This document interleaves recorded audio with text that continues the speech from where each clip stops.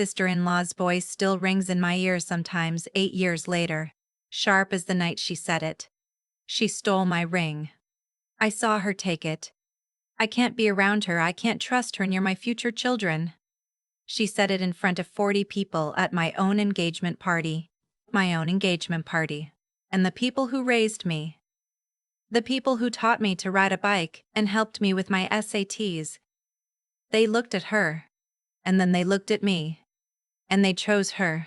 Today I live in Seattle in a house perched on the edge of Lake Washington, with a view that makes guests forget what they were saying mid-sentence.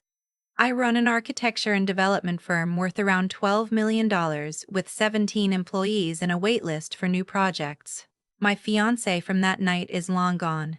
He believed her too. Though he came back 2 years later to apologize. I didn't take him back. I built everything I have from scratch, with rented furniture and grocery store ramen and a folding table I used as a desk for the first 3 years, and I did it without a single phone call to the family that threw me away. But last month my brother's wife walked into my office in downtown Seattle wearing a Burberry trench coat I knew she couldn't afford anymore, holding a portfolio under her arm asking if I would consider purchasing her bankrupt design studio. The one she built using my designs. The patents she stole the same night she ruined my life. Let me back up. My name is Hazel, I'm 33 years old, and the family I grew up in was the kind that posted Christmas cards every year with a golden retriever and matching plaid pajamas. Boston suburbs. My father was a partner at a mid-size accounting firm. My mother taught 3rd grade and ran the church bake sale. My older brother Wes was the family favorite, the high school quarterback who married his cheerleader girlfriend right out of college. That girlfriend was Tabitha. And Tabitha hated me from the first day she sat at our dinner table. I never knew exactly why. I've spent years trying to figure it out, and I think the closest I've come is this. I was the daughter my mother always wanted to brag about. And Tabitha was the daughter-in-law my mother always wanted to be friends with. And somewhere in there, those two things became competition. I had skipped a grade. I had gotten a full ride to Carnegie Mellon for architecture. I had my own apartment by 23, my own little design consulting business by 25. Tabitha was a part-time interior decorator who mostly redid her own kitchen and called it a portfolio. She would smile at me with her teeth and tell me how brave I was for staying single so long. She would compliment my outfit and then quietly tell my mother in the kitchen that I looked tired. I tried, God knows I tried, to make peace with her. I sent her flowers when she had her appendix out. I helped her plan Wes's surprise 30th birthday party. I gave her one of my early sketches as a wedding gift, framed and matted, a watercolor of the chapel where they got married. She told me she loved it, and I saw it in their guest bathroom 6 months later, hung crooked above the toilet. The thing I want everyone to understand is that I wasn't trying to win her over because I needed her approval. I was trying because Wes was my brother, my only sibling. And I had this stubborn belief that family was something you fought for. I had this idea, planted by my mother since I was little, that whatever happened, blood meant something. We're family. Family sticks together. Family forgives. Family also apparently throws you out on the sidewalk in a cocktail dress at midnight.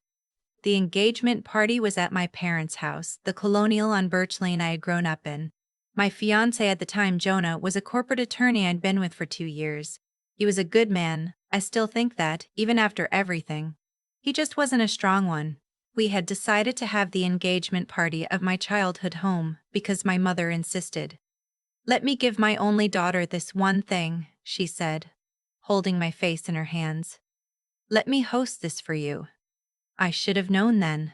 I should have known when she chose a date that conflicted with my college roommate's wedding so my best friends couldn't come. I should have known when she invited 40 of her own friends and only 6 of mine. But I didn't know. I wore an ivory cocktail dress, and Jonah brought me a corsage like we were going to prom, and we walked into the dining room hand in hand and everyone clapped. My father gave a toast.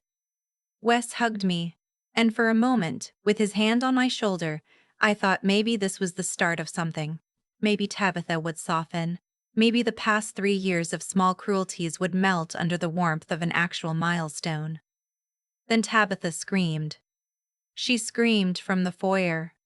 This high theatrical wail, and we all rushed out, and she was standing by the coat closet holding her hand to her chest. "My ring," she said. "My ring is gone." Her diamond solitaire. The one Wes had spent 18 months of paychecks on. The one she'd shown me approximately 140 times since the day she got it. People started looking, lifting cushions, checking the bathroom, asking everyone to empty their pockets. And Tabitha, with these big wet eyes, walked straight up to me and said, "Hazel, Hazel, I need you to be honest with me. I saw you near my coat earlier." I laughed. I actually laughed because I thought she was joking. "Tab, come on. I saw you," she said louder. "I saw you go into the closet." "I went in there to grab Jonah's blazer," I said. My voice was already shaking because I could feel the room shifting. "I didn't touch your coat." And then my mother walked over and put her arm around Tabitha and said, "Hazel, sweetheart, just empty your purse. We'll clear this up." I emptied my purse. I emptied it onto the dining room table where my engagement cake was sitting, and the ring tumbled out of an inside pocket, glittering against the white tablecloth like it had been planted there. Because it had been planted there. I looked at my mother. I looked at my father. I looked at Wes, who would not meet my eyes. I looked at Jonah, who looked like he was going to be sick. And I looked at Tabitha, and I saw her, just for a second, just for the briefest possible flash, smile. "I didn't do this," I said. My voice sounded like it was coming from underwater. "Mom. Dad, I did not do this. She planted it. She put it there. Why would I steal her ring? Why? Look at me. Look at me." My father wouldn't look at me. My mother put her hand over her mouth and said, "Oh, Hazel." Tabitha started crying. Loud, gasping sobs. "I told you," she kept saying. "I told you something was off with her. I told you she was jealous." And Wes, my big brother, the boy I'd shared a bedroom wall with for 18 years, the boy who taught me how to ride a bike and how to throw a punch. Wes walked over and put his arm around his wife and said, "I think you need to leave, Hayes." "Leave?" I said. "This is my engagement party. This is my parents' house." "It's our house," my mother said quietly. "And tonight I think Tabitha needs to feel safe here.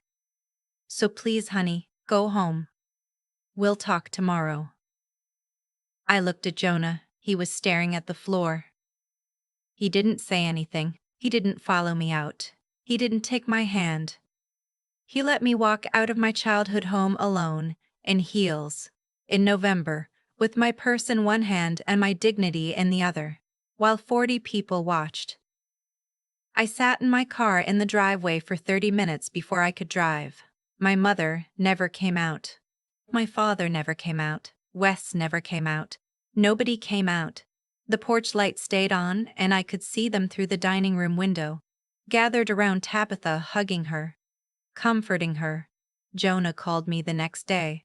He said he needed time.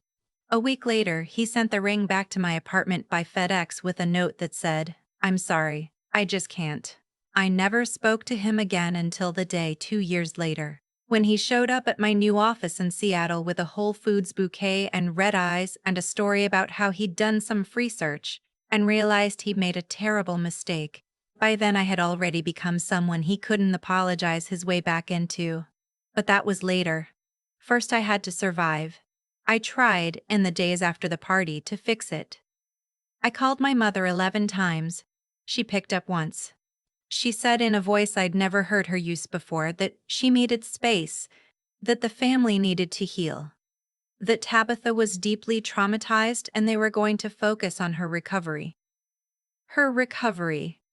Mine, apparently, wasn't on the agenda. I called my father. He texted me, and this is a text I still have screenshotted on my phone, because I look at it sometimes when I forget what they did. "Your mother and I need to do what's best for the family right now. We love you. We need some time apart. Please respect our wishes. What's best for the family." I was not the family. I drove to their house a week later. My key didn't work in the lock. My mother had changed the locks. She opened the door 6 inches and told me through the gap that they had decided I was no longer welcome in the home until I was ready to take responsibility and apologize to Tabitha. I stood on the porch and I cried, and my mother closed the door, and I heard the deadbolt slide into place. That was the moment I stopped being their daughter. I went home to my apartment in Cambridge and I sat on the floor of my closet for I don't know how long. Hours. The whole night maybe. And then I got up and I washed my face and I made a decision. I was going to leave Boston. I was going to leave everything they had ever touched. I was going to disappear into a place where no one knew my last name, and I was going to build something so big, so undeniable, so far beyond their reach that when they finally realized what they had done, it would already be too late. I picked Seattle because I had never been there. I picked it because it was 3,000 miles away. I picked it because I had once seen a photograph of the skyline at dusk and thought, that's a city where someone could start over. I packed up my apartment in 2 weeks. I sold my furniture on Craigslist. I emptied my savings, which was about $19,000 at the time, and I drove cross-country in a Honda Civic with everything I owned in the trunk. The first year was the hardest year of my life. I lived in a studio in Beacon Hill that was 412 square feet and had a window that looked directly into another window. I worked at a Starbucks 5 mornings a week from 4:30 to noon, and then I worked at an architecture firm in the afternoons as an unpaid intern, sketching elevations and running blueprints to the printer. I ate a lot of frozen vegetables. I learned how to make a single rotisserie chicken last 6 days. I cried on the floor of that studio more times than I can count, but I never called home. The thing about being completely alone is that you stop waiting for anyone to come save you. You stop checking your phone. You stop hoping. And once you stop hoping, you start working. By year 2, I was a junior associate at the firm and I had moved into a slightly larger apartment with a roommate, another architect named Pilar, who became one of the most important people in my life. Pilar had moved to Seattle from Albuquerque to escape her own family situation, and we had a kind of unspoken pact that we never asked each other about home. We worked, we cooked together on Sundays, we hiked the Cascades on weekends. She is the maid of honor at the wedding I will eventually have with the right person on my own terms. By year 3, I had been promoted to senior designer and I was teaching a night class at the community college. I started taking on freelance clients on the side, mostly young couples doing kitchen renovations, the kind of work that doesn't pay much but builds a portfolio. By year 4, I quit my firm job and started my own studio out of that same little apartment, with Pilar as my first business partner. We called it Lake and Lantern Design. We had 3 clients in the first month. By the end of that year, we had 22. By year 5, we had an office in Pioneer Square and 4 employees. By year 6, we landed our first commercial contract, designing a boutique hotel in Bellevue. The project was featured in Architectural Digest. My mother might have seen that issue. I have no way of knowing. She never reached out. By year 7, Lake and Lantern Design had merged with the development firm and become Cedar Vault Architecture and Development. I was the principal designer and a 40% equity partner. We did $23 million in revenue that year. By year 8, my equity stake alone was valued at just under $12 million. I bought the house on Lake Washington with cash. I was 33 years old. I had not spoken to my parents, my brother, or my sister-in-law in 8 years and 3 months. And then Tabitha walked into my lobby. My receptionist, Marisol, buzzed me on a Tuesday afternoon in October and said there was a woman in the lobby who said she was my sister-in-law and didn't have an appointment but was asking to see me. I thought it was a mistake. I thought it was a mistake. I thought it was a joke. I made Marisol describe her. Tall, blonde, mid-30s, expensive coat. Marisol said, "She looks like she's been crying." I sat at my desk for a full minute. Then I said, "Send her up." She walked into my office and I almost didn't recognize her. Her skin was different, that tight, overworked look people get when they've had too much done. Her hair was thinner. She had a portfolio under her arm and she was holding it like a shield. She sat down across from my desk without being invited, and she said, "Hazel, you look incredible. What do you want?" She didn't answer right away. She looked around my office, at the model of the Bellevue Hotel on the credenza, at the framed cover of Architectural Digest, at the view of Elliott Bay through the window. She let out this little breath, almost a laugh. "Your mother always said you'd land on your feet. My mother hasn't said my name in 8 years. She flinched. "Good. Hazel, I came here because I need to talk to you about my company." "You have a company." "Velour Interiors. I started it 6 years ago. We had 4 locations at one point." I just stared at her. I knew about velour. Of course I knew. I had been watching her career for years, the way you watch a slow car accident in your rearview mirror. I knew she had built it on the back of stolen designs. I knew because I'd hired a private investigator in year 4 to look into it, and I had a folder in my desk drawer at home that was 2 inches thick. "I'm in trouble," she said. "I'm in real trouble, Hazel. We filed for Chapter 11 last month. I'm losing the company. I'm losing the house. With left me in June." "He left you?" "He left me." She let out a real laugh, now hollow. "It turns out men don't like staying with women whose businesses are imploding. He moved back in with your parents. He's working at your dad's old firm now." I didn't react. I had trained myself not to react. "I'm coming to you," she said, "because I know you have the resources to acquire a company like mine. I'm not asking for charity. I'm asking for a business deal. You buy velour, you keep my staff employed, you let me stay on as a consultant for a transition period, and I walk away with enough to start over." "Your parents asked me to come." "My parents," I said slowly, "asked you to come. They've been wanting to reach out to you for years, Hazel. They didn't know how. They said when they saw the article about Cedar Vault last spring, your father cried." "He cried, Hazel." "They didn't know how to make it right, and then when my business started failing, your mother said maybe this could be the way. A way for the family to come back together. We help each other. We forgive each other." I stood up. I walked around my desk, and I went to the credenza, and I opened the bottom drawer, and I took out a manila folder I had kept there for 6 years. I set it on the desk in front of her. "Open it," I said. She didn't. She just looked at it. "Open it, Tabitha." She opened it. Inside were copies of my original schematic drawings from when I was 24 years old, working out of my old Cambridge apartment. Original concepts for residential interior systems, modular shelving, a custom millwork style I developed and registered with the Patent Office in 2017. Underneath those were the marketing materials for the first velour interiors location. They were identical, not similar. Identical. Down to the proportions of the kitchen island, down to the rounded inside corners of the floating shelves, down to the specific shade of matte oak finish I had named myself. Underneath those court filings, a cease and desist letter I had never sent, drafted by my attorney 2 years ago, ready to go, and a copy of the original notebook I had kept on my desk during her wedding weekend, the notebook she had picked up and borrowed to look through one evening at my parents' house, the notebook she returned the next day with 3 pages torn out. Tabitha's face went the color of paper. "You took those pages," I said quietly. "I saw they were gone the next morning. I asked you about it. You told me I was crazy.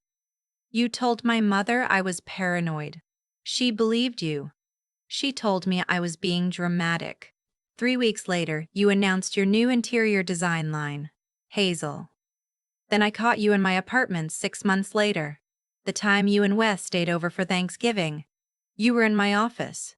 You said you were looking for the bathroom.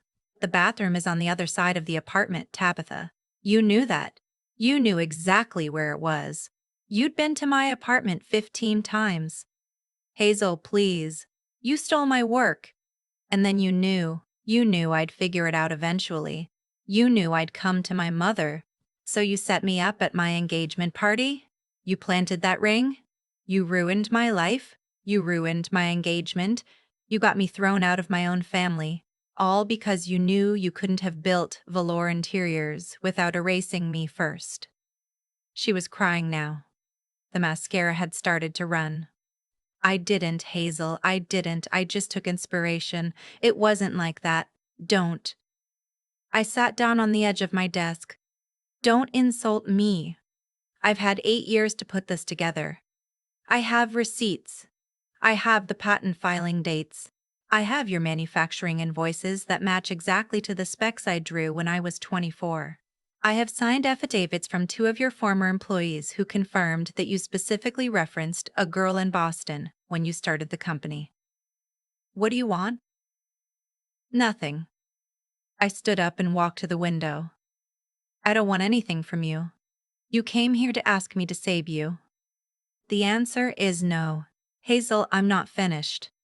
The answer is no, and on top of that, my attorney is going to be filing a patent infringement suit against Velour Interior's bankruptcy estate by the end of the week. We're going to acquire your intellectual property through the bankruptcy process at fire sale prices, which I will then formally own. We're going to publicly announce that the entire Velour Interiors product line was developed from stolen patents, which will protect Cedar Vault's reputation and clarify the historical record. You will not be hired as a consultant. You will not receive a settlement. You will receive a permanent injunction that prevents you from working in the residential design industry under your own name or any subsidiary for 10 years. She was sobbing now. Quietly. You can leave, I said. She didn't move. Tabitha, you can leave my office. Marisol will walk you out. Please don't come back here. If you contact me again, I will get a restraining order. She stood up slowly. She picked up her portfolio. At the door, she turned around. Your mother is going to call you. She wants to see you. She's not well, Hazel. My mother is not my problem. She's your mother. She stopped being my mother 8 years ago in the foyer of the house on Birch Lane. Goodbye, Tabitha. She left. My mother called me 3 days later. I let it go to voicemail. She left a long, tearful message about how she had made the biggest mistake of her life, and how she had spent years trying to find the courage to reach out, and how she just wanted one chance to make it right. I deleted it without writing anything down. She called again the next week. Then my father called. Then Wes called. Then my mother showed up at my office. Marisol called me from the lobby and asked if I wanted to see her. I said no. My mother sat in the lobby for 2 hours before security politely escorted her out. A letter came in the mail. 8 pages, handwritten. From my mother. It detailed every regret she had, every sleepless night, every moment she had wished she could go back to that night and do it differently. It ended with her asking for my forgiveness and saying that she understood if I needed time, but that she would wait however long it took. I read the letter twice. Then I put it in the same drawer where I had kept the folder on Tabitha. I didn't reply. People ask me sometimes, friends I've made in Seattle who know little pieces of the story, whether I'll ever reconcile with my family, whether I'll let them in eventually, whether I'll forgive them, and I always say the same thing, which is something my grandmother on my father's side once said to me when I was a little girl, the only person from my family I still speak to occasionally, before she passed away 2 years ago. She said, "Forgiveness is a gift. It isn't a debt. You don't owe it to anyone who hasn't earned it. My family hasn't earned it. They had 8 years to earn it. They had 8 years to show up, to fight for me, to admit that something didn't add up, to ask Tabitha a single hard question. They didn't. They closed the door. They changed the locks. They sent me into the world with nothing because protecting a liar was easier than believing their own daughter. I built something they could never have given me. I built a life that doesn't require their approval, their presence, or their forgiveness. I have a chosen family now. I have Pilar, who is my business partner and my best friend. I have Marisol, who has worked with me for 6 years and brought her own kids to my house for Thanksgiving last year. I have a Sunday breakfast group of women who I would walk through fire for, and who would do the same for me. I have my dog, a rescue mutt named Bramble, who sleeps at the foot of my bed every night. I don't have my mother. I don't have my father. I don't have my brother. I don't have my brother. I don't have the woman who married my brother and ruined the first half of my adult life. And I have made peace with that, not by forgiving them, not by understanding them, but by realizing that the version of me that needed them died on the porch of that colonial on Birch Lane in November of 2017, and the woman I became after that didn't need anyone except the people she chose. Tabitha's bankruptcy proceeding concluded last month. Cedar Vault acquired the entirety of Velour Interior's intellectual property for $140,000, which is roughly 6% of what the company had been valued at 3 years ago. We immediately retired the brand. The intellectual property is now back where it always belonged, which is in a file cabinet in my office registered to me. I had a small ceremony alone in my office the day the paperwork came through. I poured myself a glass of Oregon Pinot, sat in my chair, and watched the light change over Elliott Bay until the sky turned the color of a bruise healing. I felt, for the first time in 8 years, that the chapter was actually closed. My mother sent a Christmas card last December.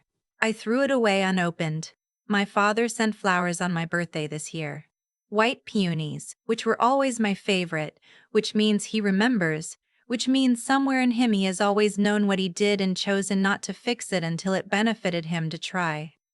I gave the flowers to Marisol. She put them on her desk. They were beautiful for about 4 days, and then I forgot about them.